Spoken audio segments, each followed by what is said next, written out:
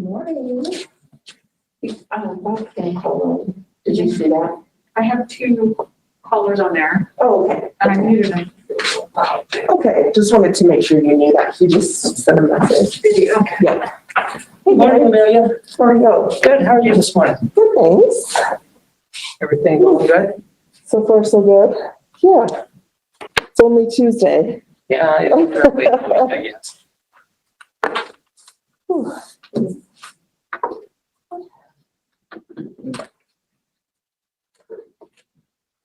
Doesn't look like there's many folks on yet.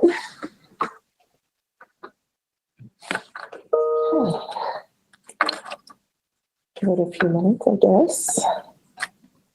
Whew.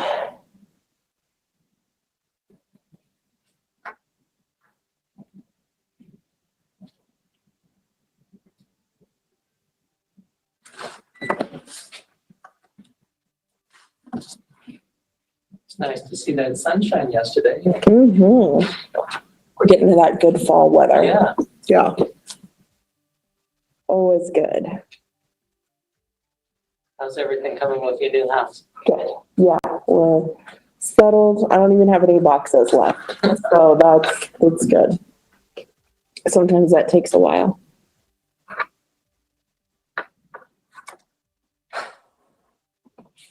All right, and what is the official time up there? Is it 8:01? All right, we'll give it till 8:02. Right, that's 2 minutes.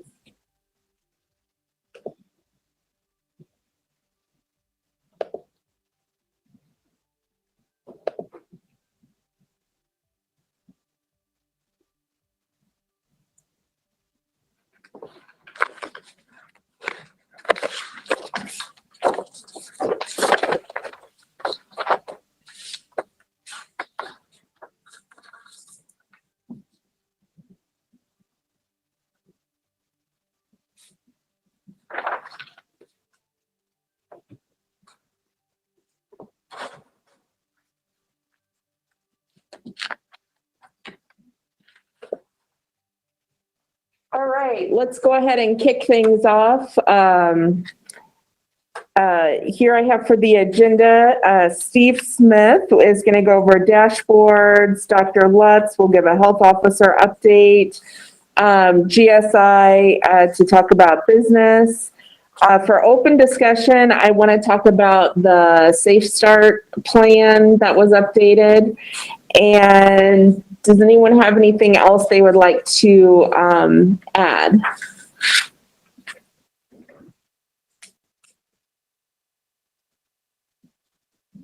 Okay, well, I will have Steve go ahead and get started on the metrics. All right. Well, good morning, everyone. So in the prior week, September 13th through 19th, we had 406 new cases, which was 96 more than the previous week, bumping our daily average up to about 58, where it was 44 the previous week. The 2-week trend, we had 717 cases over the 2-week period. The prior 2 weeks, we were at 560. That puts our rate at about 139 per 100,000 residents during that period of time. I do want it to be noted that on the DOH dashboard right now, their data is behind by about a week. For age groups that were these new cases, it's starting to kind of even out a little bit more between those between 10 and 19 years old to 60 and 69 years old. The 20 to 29-year-old age group still remains the highest, but they've kind of flattened out to about 20% of cases. The 30 to 39-year age group is at about 16% of cases, and 50 to 59 is 14. For cases by race, the only really significant increase that we're seeing is within the American Indian Alaska Native group. There were 16 new cases in the prior week. Our EpiLink has gone up a little bit. We're at 81% of cases can be connected to another case. We're at 72% the prior week. For hospitalizations, we had 28 new hospitalizations in Spokane County. We had 25 the previous week, and those are Spokane County residents. Total currently hospitalized in Spokane County, so COVID positive and suspected residents and outside folks were at 48. with 33 in. For deaths in the prior week, we had 8 new deaths, all in their 70s and 80s. There were 5 new deaths the prior week. So for testing, our average number of individuals tested daily, the rate per 100,000 is at 90. That translates to about 462 tests conducted per week or per day, down just slightly by 91. Our average positivity is at 8%, which is about the same as the prior week. For our healthcare system readiness, the current percent of licensed beds occupied by patients is 62.7%. That's a slight increase as well. It is meeting the goal of less than 80%. We have 1,399 licensed beds for that reference. Those licensed beds occupied by suspected and confirmed COVID-19 cases, again, these are residents and non, is 48, meaning we have about 3.4% of beds are occupied by COVID suspected or confirmed cases. For case and contact investigations, SRHD staff alone conducted 281 investigations. For our case reaching metric, cases reached within 24 hours was 77%, which is close to the goal of 80%. And we reached 90% of contacts within 48 hours, which means our goal of 80%. Also, a new kind of piece that we're rolling out is these daily updates to connect with folks. It's called the Sarah Alert. It's an opt-in process where we do a daily check-in. And the Public Health Institute has been helping us with those. So we enrolled 98 cases and 86 contacts to receive daily text, emails, or phone calls to check in on their health status. For our care coordination team, to date, we have worked with 425 cases or households. We currently have 68 open cases. They closed 32 the prior week. The service trends for folks or for needs have been food, PPE and cleaning supplies, and financial assistance. For food security, we've had a slight increase in new EBT applications to 615. That's up from 578. For childcare, we remain fairly steady, although vacancies are going down. 24% of childcare centers are closed. 15 birth to 5-year-old programs are closed. 78 5 to 12-year-old programs are closed, which means our vacancies are about 1,027. I did call the folks who gathered this data to kind of see why it seems like the vacancies are so high. What they discussed to me is that this is usually a yearly count, and right now with childcare is being closed or shut down temporarily and just busy because of COVID, that a lot of this data has not been updated since the pandemic began. For our business technical advisors, they completed 116 technical advising sessions. There have been a total of 1,514 referrals completed. Last week, there was a question asked, like, what type of groups are they seeing? And really, it's everybody. These are often folks who are reaching out to us. So it's been every sector possibly imaginable that's come. And a lot of times it's just folks really being proactive and making sure that they're ready for folks if it happens to happen in their industry. And then finally, for unemployment insurance claims, we're at 1,036 the prior week, which is about the same as the past week.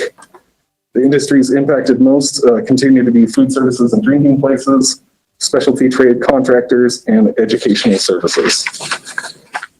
In addition, I did want to talk just briefly about the outbreaks that have occurred within Spokane County. So since the pandemic was declared, we've had 88 total confirmed outbreaks in facilities. There are currently 30 active, so 66% of them are not active outbreaks. By sector, consistently, the largest group is long-term care and senior living, with a total of 33 over time, 13 are currently active. Healthcare, there were 12 over time, 6 are currently active. For the service-producing industry, there have been 27 outbreaks declared over time. There are 5 currently active. Service-producing industry includes anything from childcare, colleges, universities, K-12 schools, restaurants, places of worship, etc. For goods producing industry, there have been a total of 10 over time. There are 2 currently active. That's generally manufacturing and construction. For the government sector, there have been 2 over time. There's currently 1 active. Community or other, which can include like large gatherings if we determine that, or congregate living. There have been 3 total. There are 0 active, and there are 3 pending outbreaks for determination of the sector. And that concludes my report. All right, what questions do we have for Steve for the data?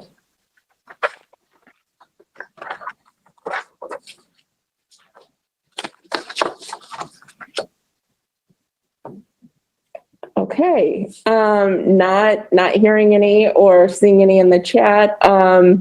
Dr. Lutz, are you there? I am here, yeah. All right. Over to you. Yeah, good morning all. I think the data speak for themselves. In spite of what all the messaging around the holiday weekend, we did see, as we unfortunately expected, a significant spike in our number of cases, which has driven our incidence rate up. So kind of consistent with past holidays. Last week on the health officer call, by far and away, the biggest topic of conversation was education, K-12 plus higher ed. There was a governor's conversation last week with the higher ed institutions on how we can work more proactively, both from a public health standpoint as well as internally from the universities, to message and get young people to do the right thing and really do all the recommendations. It's a challenge, but again, there was a good group that had some good ideas and some good plans. Again, if you look at our data, and if you look at from K-12 up through college age, you're still looking at about almost 30 to a third of our cases over the last couple of weeks have been in that population, as Steve pointed out. And so that definitely is going to be our major priority going forward for the next couple of months. So, and definitely, as I said, it was the biggest topic of health officer call on Friday. So any questions for me?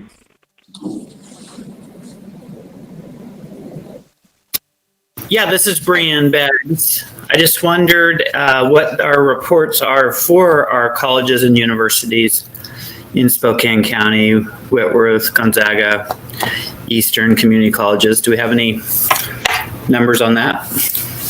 Yeah, Brian, all of the universities have been posting their own data. So if you go to their websites, they've all been keeping and monitoring their data. So we're in regular conversations with them. For example, we have been weekly meeting with Gonzaga, but all of those data are posted on their websites. I don't have the numbers off the top, but in each of the universities we have had cases.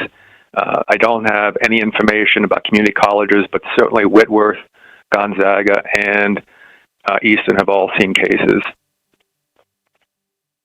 Do you have that, Steve? Yeah. Steve is looking to see what he has related to the universities here. Yeah, university-wide, just folks that we've identified as being affiliated with the universities, and I'm just going through. So Eastern Washington University student or employee, we're looking at about 8 individuals over the past week. Gonzaga University, we're looking at about 5 individuals.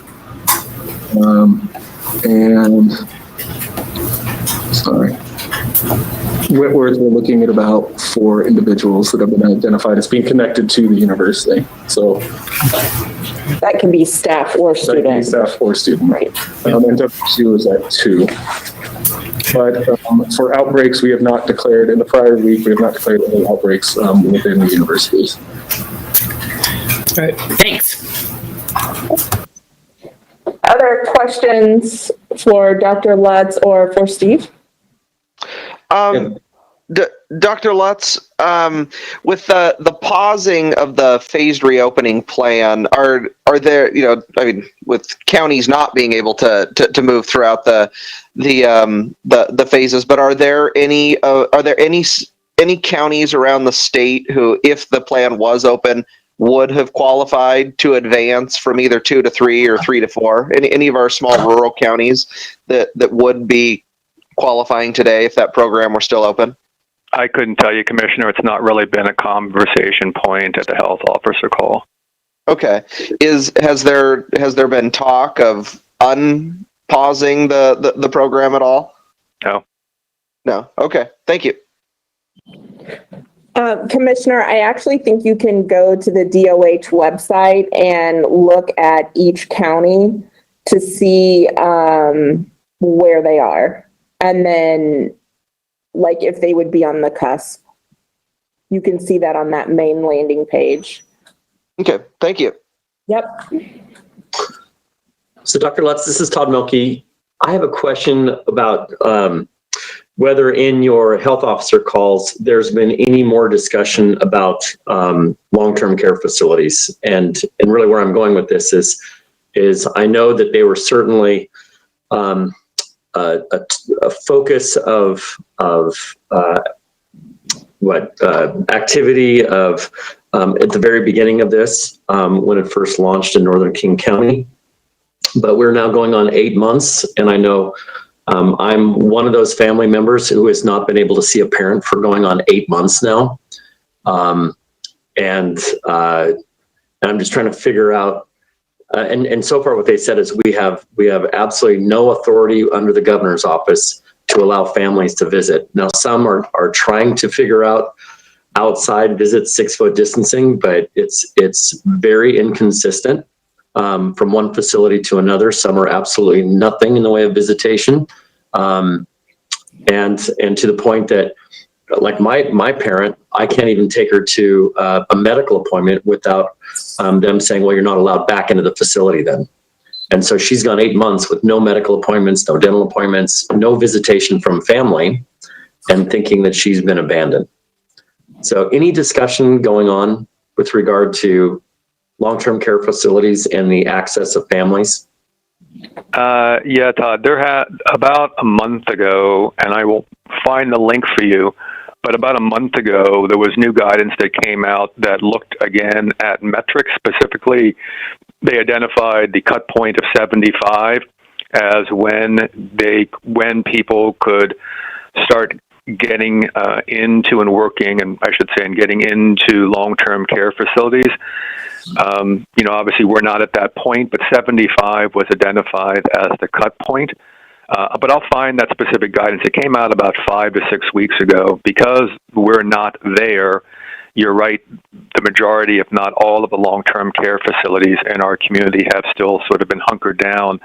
I know that they have been doing, drive-bys and sort of distant visits and from cars and things, but that, as you have noted, is very limited. I know that there has been a lot of conversations, however, about the long-term implications of preventing family members from seeing individuals in these facilities, and how it's again very challenging, and it's not, as I said, a good situation for those in those long-term care facilities. So it's being acknowledged, but again, it's this fine line, because although you mentioned that it began with long-term care facilities, unfortunately it has continued with long-term care facilities. And as Steve pointed out, we have a number of outbreaks every day. We continue to monitor cases within long-term care facilities. We've even had second rounds of cases within long-term care facilities. So it's still a very challenging environment. One of the things that has been implemented in many, if not all, has been routine surveillance testing of especially staff, because that's how the infections are getting back into the facilities. It's not with the residents, it's with the staff. So right. I'll find that link for you, but as I said, there is guidance that came out within the last 4 to 6 weeks that does provide some metrics and at least some hope that, people will be able to get in sooner than later and see their loved ones. I appreciate that. Thank you so much. Yes. Dr. Lutz, this is Kara Kuhn, and we've been hearing now for about a little bit last week and a little this week.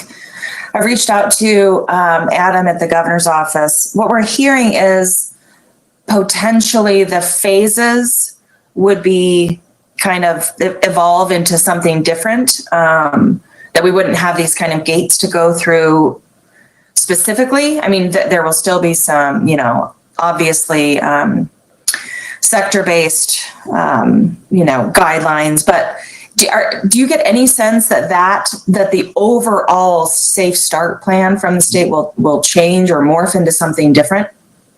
Yeah, I mean, I know Amelia is going to be discussing this in a little bit with the revision that came out in the beginning of September. But yes, I mean, the conversation is that it's not going to be the same process. You're not going to be looking at having to apply for a variance and things of that sort. They're still looking at what, for example, what metrics would be appropriate to use. Are you looking at incidence rates? Are you looking at percentage positivity of tests and things of that sort? So there's definitely conversations that are unfolding, primarily at the governor's office. As I said, at DOH, certainly on the health officer call, there's only been some rumblings, but no definitive conversations as of yet. But yes, I do believe, to your point, and certainly what you've heard, that there will be some changes forthcoming within the next couple of weeks. Thank you. Yeah, and that actually kind of segues over to what I was going to talk about a little bit. If there aren't additional, I don't want to cut off anyone if they had questions. So in the packet this week, if you have not seen it, the governor's office on September 11th sent out the updated guidance. And over the past, I would say 2 weeks, we've been getting, additional calls and questions here at the health district. So wanted to make sure that you all had the most recent copy of the phased reopening plan, the Safe Start Washington. And really, I think the page we all kind of gravitate to is the last page, page 11, with the phase 1, phase 2, phase 3, phase 4 document, that table that really, outlines what has to happen between phases. And really a request to this group is, one, the governor has paused all movement between the phases. So, at this point, even if we met the metric, we would not be able to move forward. But wanted to, just ask your help in sharing this if people have questions or directing them to it. But the phases, even if you really read this carefully, different information is in the different phases now from where it was, I think in July. I think the last iteration before the September 11th one was maybe July 24th. So when we talk about phases, just want to make sure we're all talking about the same metrics for each phase. And like Dr. Lutz, I would agree. I think that over the next few weeks, we will see some additional clarification information come out about phases, but I have no idea at this point what that is. So I don't have a ton to say on it, but just it would be helpful to have the groups support, in helping people understand the changes that are listed in the Safe Start plan. Questions?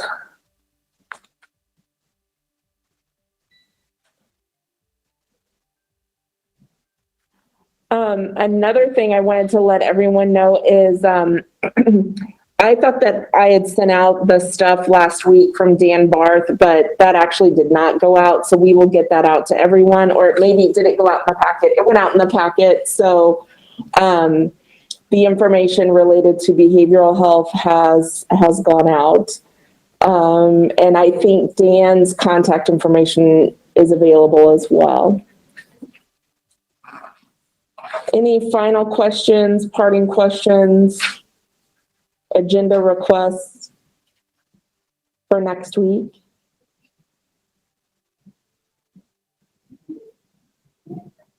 Okay, not seeing anything, and I'm not seeing anything in the chat.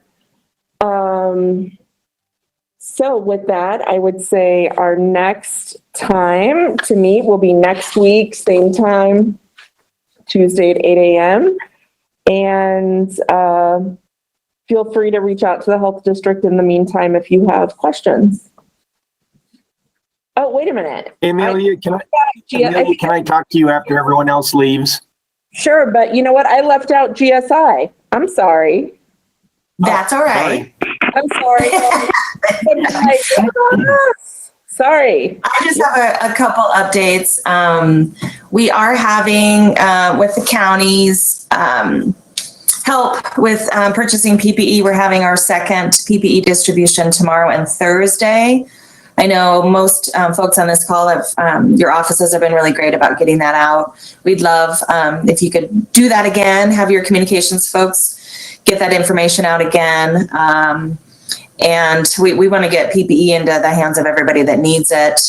We know that there's still needs for that. And really this one is focused on, we have a lot of disposable masks, really geared toward nonprofits and their volunteers.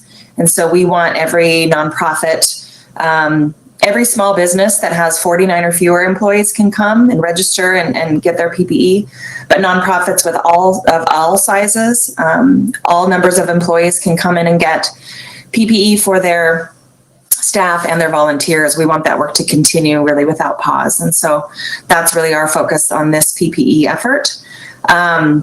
We've been receiving really increased requests for advocacy, and specifically on last couple of weeks, we've had 3 sectors specifically reach out to us to help, and we listen and hear kind of their plans, and it seems everybody we've talked to has kind of made the rounds with our state legislators and Dr. Lutz and Department of Health and the governor's office and L&I and things like that. And really we're looking at event facilities, restaurants, and indoor youth sports is really who is eager and really wanting to plan that goes, that fits within our current guidelines, but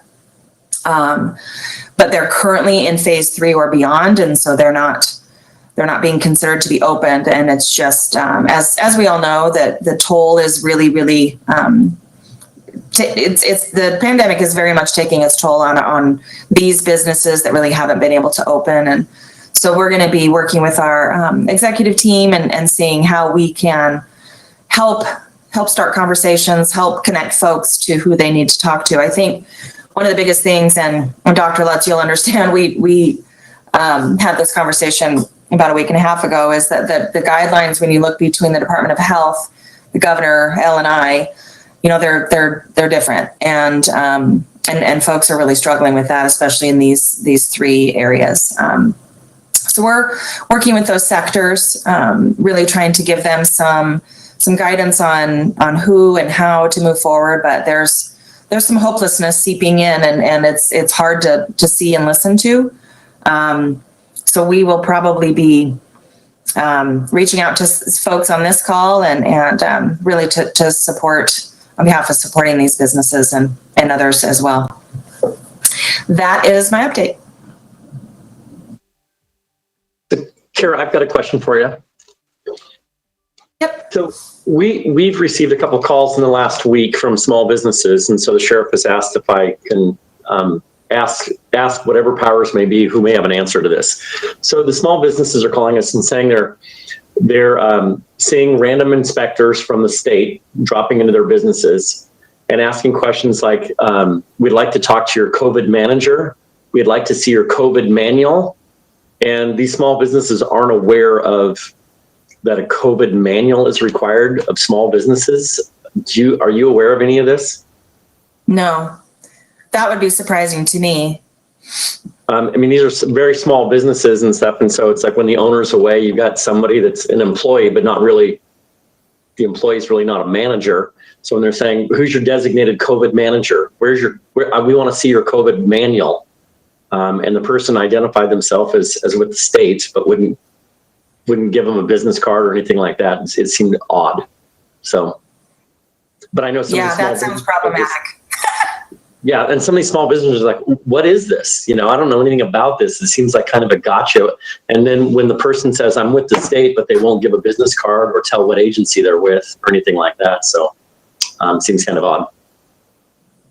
Yeah, so Todd, I would say that that definitely sounds odd, that especially if they're asking for identification and the person is not giving it, that is a problem. Having said that, if you read some of the L&I guidance, and you have to remember, we talk about this word guidance because it's just that, right? It's guidance. It does talk about having a plan, a COVID plan. So, that businesses, if you walk around and look at restaurants or going to restaurants, they're all doing their plan. It may be a little different depending on where you go. Like some may have paper menus, others have a QR code, and that's all part of their COVID plan. Right. But I would highly question someone who was unwilling to provide identification. So, Yeah. so in this case, it's a business with only 3 employees. So I don't know how extensive a COVID manual is supposed to be. Well, and the person did. It's not a manual. It's just a plan. They just have to have a plan to show, right? So like in a place where you only have 3 people working, their plan is that they're going to wear masks if they're within 6 feet of each other, in respiration zones, moving around the building in the space. But yeah, I think that it sounds like there's more of an issue with. So in this, yeah, and this person did show like a lanyard, showed a picture, and they said the picture did not look like the person. And the only thing it said was the state of Washington. It had the person's name, state of Washington, and a picture. Picture did not look like the person. And they said, it didn't say what state agency. And when they said, well, what department are you with? What agency are you with? The person refused to answer. So it was just a strange, and we had 2 businesses that said they experienced that. So Are they reporting it to law enforcement? That's what I would do. That would be my informal discussions with the sheriff at this point. So Yeah. and I've never seen a state ID that didn't have the agency. Correct. I've not seen that either.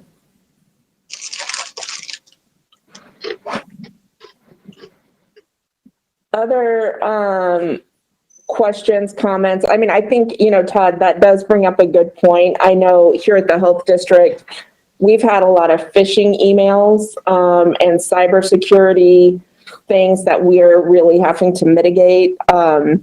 And I think all businesses could fall into that, be it, nonprofit or agency or small business, large business. Unfortunately, there are people out there that try to take advantage of the situation that everyone should be aware of. So,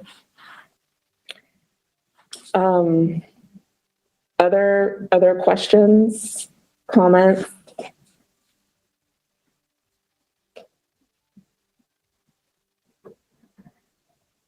All right. I think, Doug, I will hang around because you said you had a question for me. Yes, please. And if everyone else is good, not seeing anything in the chat, I think we're all set for next Tuesday at 8. Thank you. Thanks, Amelia. Thank you. Yep.